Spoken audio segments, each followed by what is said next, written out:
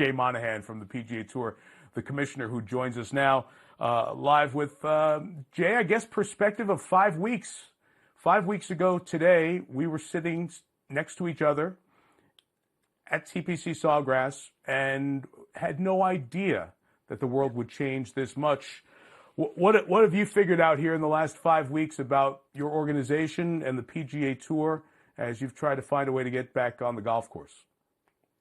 Well, you're right to point out that 35 days ago, you were the last person I spoke to before I left the property, and the Players was canceled and we had suspended our season. And, announcing that we're returning the week of June 8 to 14, you can imagine, Mike, the amount of work that's gone in, with our players, with our board, and with all of our tournaments and title sponsors to get to a position where we could reestablish a starting point, which is exactly what we did yesterday.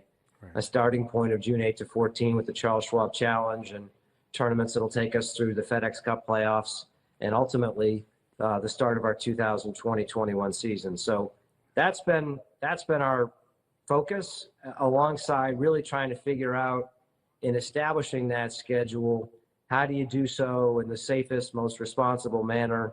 And our team continues to work very hard on that front. And I'm confident that when we do resume play, that's exactly the environment that we're going to create.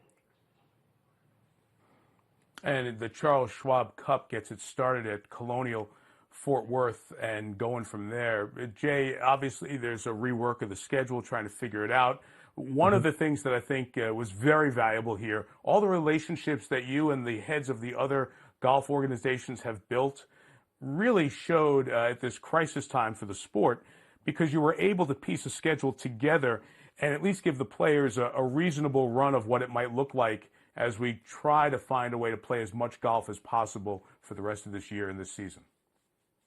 Well, thanks for saying that. And, you've seen in some other sports where they've had some challenges with certain events getting out in front of the rest of the sport. And for us, it was really important right away to come together and try and figure out what is the best possible schedule for our players and for our fans. So daily conference calls with the PGA of America, Augusta National, the R&A, USGA, European Tour, and LPGA Tour, I think led us to a place where when we announced those events through the end of the year, the major championships and the new positions they had, that then put us in a position to complete the rest of our schedule, which we announced yesterday. But I think it's to the point you're making, it's wonderful to see the sport come together in challenging times. Everybody had to give a little to get to a point where we had the best possible product when we do return. And I feel quite confident that across the board, that's what we've been able to accomplish. So, Jay, the plan is to have the first 4 events at least without spectators. I'm just curious about, with that in place, Governor Abbott in Texas, Governor McMaster in South Carolina, Governor Lamont in Connecticut, Governor Whitmer in Michigan. Those are the 4 states. If they, at some point along the way, say, we can't do this even without fans right now from an infrastructure or a public safety standpoint, what would happen then? Yeah, I think to answer that question, Mike, I'll just start with the beauty of our events is that the host organizations in those places and generally the title sponsors have very strong relationships, whether it's at the mayoral, the governor level, across the state. So in announcing the schedule, we have been very thoughtful, working with our host organizations to make certain that they're comfortable with us resuming without fans in those dates, given the facts that we know them as we know them today. And so I think as we go forward, we're going to be very open-minded and really lean in and try and understand what's happening on the ground in those marketplaces. We're hopeful that we're going to return and we're going to play those 4 events without spectators, but we're also highly aware that that could change. But we really felt it was important to be able to set a starting point, to showcase our schedule so our players can get ready, so our fans can feel inspired. But the number one goal here, and I want to be very, very clear, is that when we return, we're doing it in the safest and most responsible manner possible. And so there's as much time that's going into that as went into the formation of the schedule itself.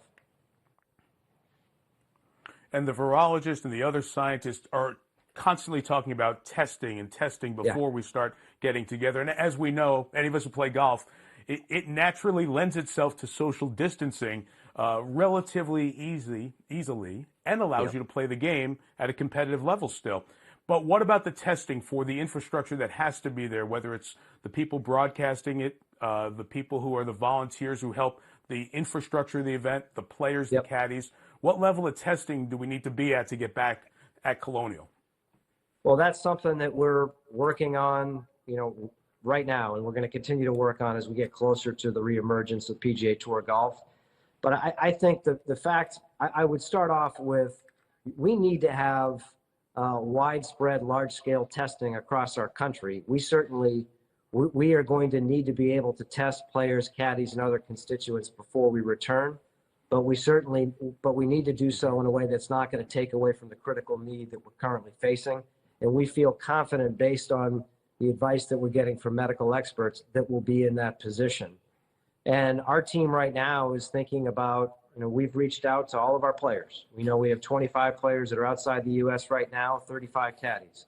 We're thinking about what it's going to take in advance of a player getting on property to a tournament, to every single movement a player or caddy might have over the course of a week, and thinking about what can we do to make that the safest environment possible. So you're going to have, we're going to need rapid response, large-scale testing. The continued emergence of new testing formats and new testing protocols is very encouraging. And we, like other sports, are spending a lot of time relying on experts and identifying the resources that we need, again, to come back in a safe and responsible way. But I'm like I said, this is as important as the schedule itself, and I'm really proud of the amount of thought and energy our team is putting into this, and working with your team and other teams across the board to make sure that we get there. And Jay, you were one of the sports leaders, along with business leaders, industry leaders, some of the titans of American business, to be named by President Trump to be part of this commission to help get the country essentially restarted. Was there any guidance that you got from Washington before you gave the go-ahead, as you put this schedule together, to say, here's this June date, and we're going to get out there and maybe the first sport back? Did you have any conversations before you threw that green light for golf and the PGA Tour? Well, I think that the president, has been very clear and very vocal about the fact that sport's going to play an important role in the revitalization and reemergence of our country. So his saying that publicly certainly made us feel confident on the path that we were on. And I'll tell you that it's an obvious honor to be invited to be a part of that committee, but you yourself have covered virtually all the great moments in sports, all the sports themselves.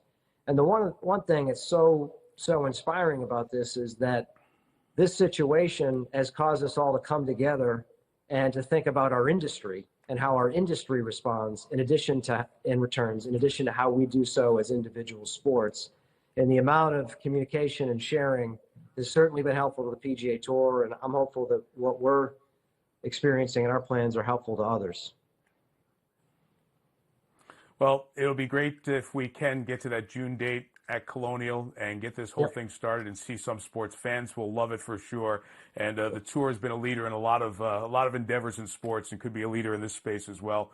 Jay, thanks for a few minutes. Hopefully when we talk next time, it'll be about getting sports back and getting the tour restarted. Appreciate your time again today. Mike, thank you. I appreciate you. Be well. All right. Thanks, pal. Same to your family. Best to everyone.